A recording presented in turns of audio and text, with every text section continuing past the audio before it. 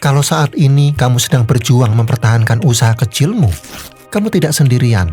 Banyak dari kita sedang meraba jalan di tengah kabut yang belum reda. Di video ini, saya ingin mengajak kamu melihat 5 langkah nyata agar bisnismu bisa tetap kuat di tengah ekonomi yang berubah.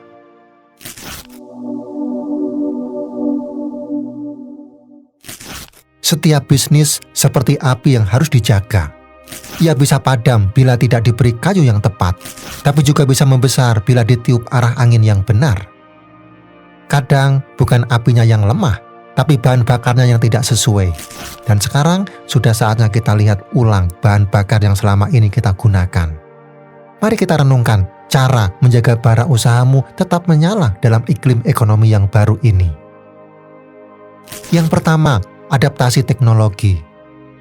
Dalam buku Deep Work, karya Cal Newport, seorang profesor di Georgetown University, menulis, dalam dunia yang semakin kompleks, orang yang mampu fokus dan belajar keterampilan baru dengan cepat akan menang. Kalimat ini menggambarkan betapa pentingnya kemampuan untuk beradaptasi. Hari ini, dunia bisnis berubah lebih cepat dari yang bisa kita prediksi. Bisnis yang dulu rame bisa sepi hanya karena tidak mengikuti cara baru yang lebih relevan. Seperti warung kopi yang mulai menerima pembayaran digital, bukan hanya soal kemudahan transaksi, tapi soal kemauan untuk menyesuaikan diri dengan kebiasaan pelanggan baru. Coba kamu tanya pada dirimu sendiri, apakah selama ini kamu sudah cukup terbuka untuk belajar hal baru? Jangan sampai mengulang pola lama yang sudah tidak lagi efektif.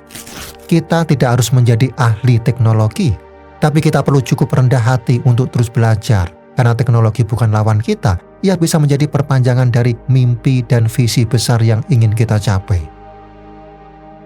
Yang kedua, dengarkan pasar. Ada seorang perempuan yang saya kenal, sudah bertahun-tahun menjual kue kering buatan tangannya sendiri. Resepnya warisan ibunya, rasanya memang khas dan enak. Tapi belakangan pesanan makin menurun. Ia tetap produksi seperti biasa, tetap dengan kemasan klasik dan cara promosi yang sama, yaitu menunggu pelanggan lama datang kembali. Sampai suatu hari, anaknya bilang, "Bu, kenapa tidak coba jual kue dalam toples kecil yang bisa dibawa ke kantor? Teman-teman saya suka ngemil sambil kerja." Awalnya ia menolak, resep ini bukan untuk itu, katanya. Tapi setelah diam-diam mencoba satu batch dengan kemasan baru dan memotret dengan pencahayaan lebih modern untuk dijual lewat media sosial, hasilnya di luar dugaan habis dalam 2 hari. Bukan karena rasanya berubah, tapi karena ia mulai mendengar. Sekarang saya ingin mengajak kamu berpikir. Apakah ada hal dalam usahamu atau pekerjaanmu yang selama ini kamu pertahankan hanya karena kamu mencintainya? Bukan karena itu benar-benar dibutuhkan? Mungkin yang perlu kita sesuaikan bukan kualitas kerja kita, tapi cara kita memahami siapa yang kita layani. Karena terkadang saat kita mulai mendengar dengan rendah hati, jalan baru itu mulai terlihat. Yang ketiga, bangun relasi bukan sekedar transaksi. Dalam salah satu karyanya yang berjudul The Art of Loving, Erich Fromm, seorang filsuf humanis Jerman, menyampaikan bahwa cinta adalah sebuah tindakan aktif, bukan kata-kata semata, tapi komitmen yang tumbuh dari perhatian, tanggung jawab, penghargaan, dan pemahaman. Fromm tidak hanya bicara soal cinta antar manusia, tapi juga tentang bagaimana kita membangun relasi dengan dunia di sekitar kita, termasuk dengan pekerjaan, bisnis, dan orang-orang yang mendukungnya. Saya percaya pemikiran ini sangat relevan dengan cara kita berhubungan dengan pelanggan. Karena pada dasarnya setiap orang ingin merasa dilihat, didengar, dan dihargai. Kita tidak sedang berjualan barang, kita sedang membangun rasa percaya. Di dunia yang semakin cepat ini, kepercayaan jadi sesuatu yang langka.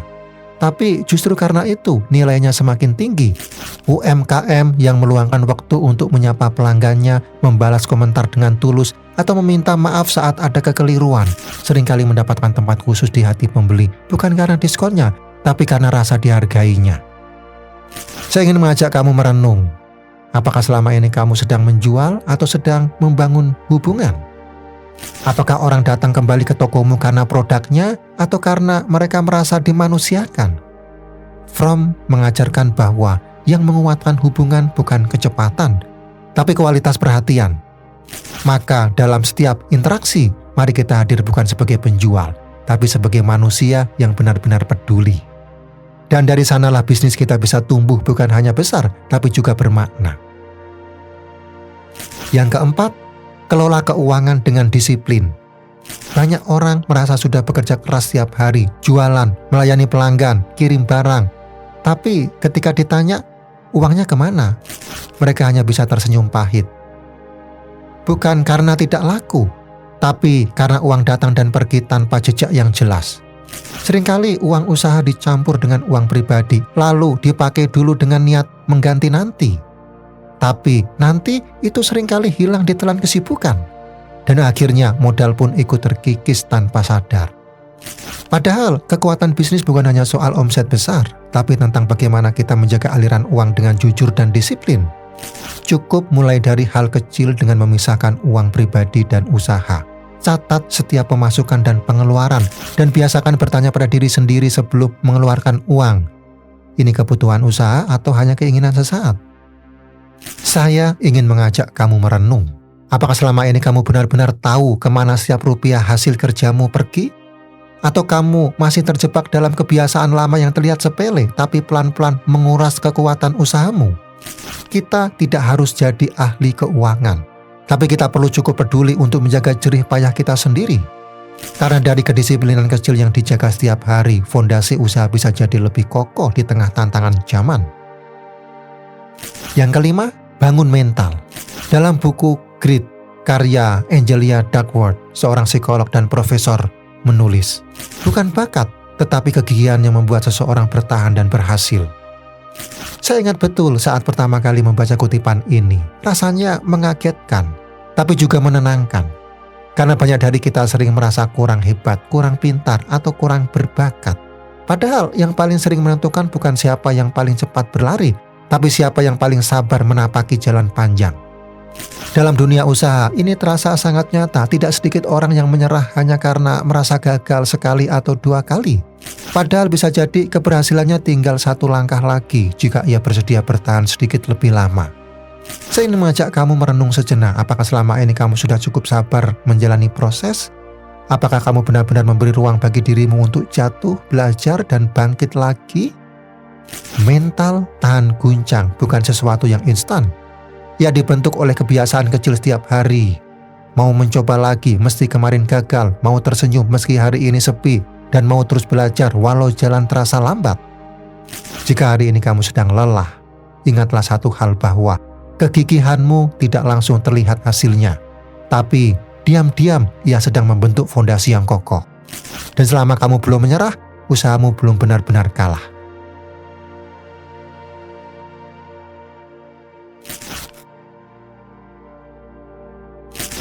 Sekarang mari kita ambil waktu sejenak, tenangkan pikiranmu dan lihat kembali perjalanan usahamu dengan jujur. Sudahkah kamu cukup lentur ketika kenyataan memaksamu untuk berbelok arah? Atau kamu masih bersikeras memegang cara lama meski kamu tahu itu tidak lagi berdampak?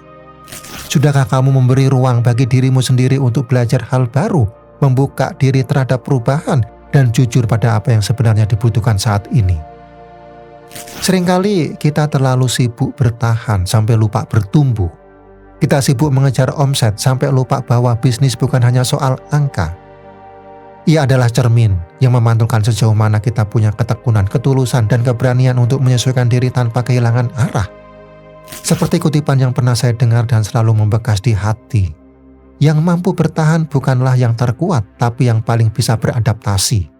Kutipan itu terasa sangat nyata, apalagi ketika hidup dan bisnis tidak berjalan sesuai harapan. Saat dunia berubah begitu cepat dan cara-cara lama tidak lagi menghasilkan hal yang sama, seringkali kita merasa kehilangan arah. Padahal bukan kemampuan kita yang kurang, tapi caranya yang sudah waktunya diubah. Saya tahu tidak mudah bertahan saat kondisi terus berubah. Tapi ingat, daya tahan tidak selalu tampak dari seberapa kuat kamu berdiri, tapi dari seberapa jujur kamu mendengarkan dirimu sendiri dan tetap melangkah, bahkan ketika pelan. Untuk kamu yang saat ini sedang berjuang, yang bangun pagi dengan 1000 kekhawatiran, tapi tetap melayani pelanggan dengan senyuman, saya ingin bilang bahwa kamu sudah hebat. Teruslah bertumbuh, karena langkah kecilmu hari ini adalah pijakan bagi keberhasilan besar yang sedang datang perlahan. Dan di tengah dunia yang terus bergerak, mereka yang bersedia berubah dengan hati yang terbuka, itulah yang akan bertahan dan menang. Kalau kamu merasa video ini menyuarakan apa yang selama ini kamu rasakan tapi sulit kamu ungkapkan, ini saatnya untuk berbagi. Sebarkan video ini kepada orang-orang yang sedang berjuang seperti kamu. Tekan tombol like, tuliskan tantangan yang sedang kamu hadapi di kolom komentar, dan subscribe channel ini agar kita bisa terus belajar dan tumbuh bersama.